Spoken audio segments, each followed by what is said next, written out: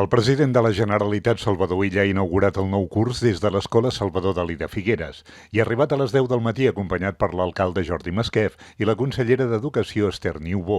Ha mantingut una reunió amb l'equip directiu del centre i ha visitat aules de diversos cicles. Ha destacat la bona feina que es fa des d'aquesta escola, que compta amb 440 alumnes. L'any passat va fer, insisteixo, 50 anys i és una escola que funciona bé. Diria, sense cofoisme, que funciona molt bé, no?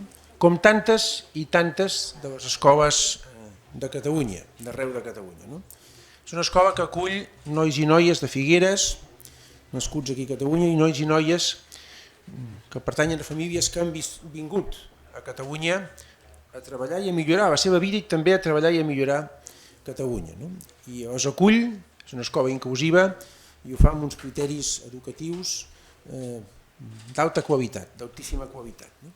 Per tant, també el meu reconeixement i la meva felicitació a l'equip directiu i al conjunt, a tota la comunitat educativa de l'Escola Salvador Dalí, com un exemple de bona feina, com tantes i tantes, insisteixo, altres escoles de Catalunya, no?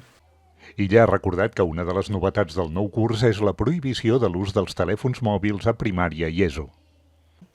És una mesura que vol millorar l'aprenentatge, que vol servir perquè els nois i noies aprenguin a usar bé la tecnologia, que mai la tecnologia, per puntera que sigui, podrà substituir la conversa, el contacte entre les persones, la concentració i el pensar per nosaltres mateixos, no?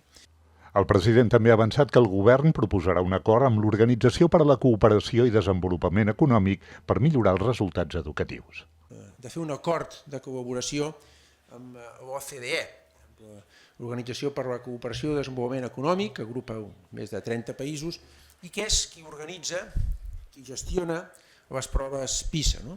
Serà un acord per comptar amb els millors experts, amb les millors pràctiques arreu d'aquests països en matèria educativa i per treballar-les conjuntament amb els alumnes, amb els docents, amb la comunitat educativa i veure com podem millorar l'educació a Catalunya. Aquest és el nostre objectiu, l'excel·lència.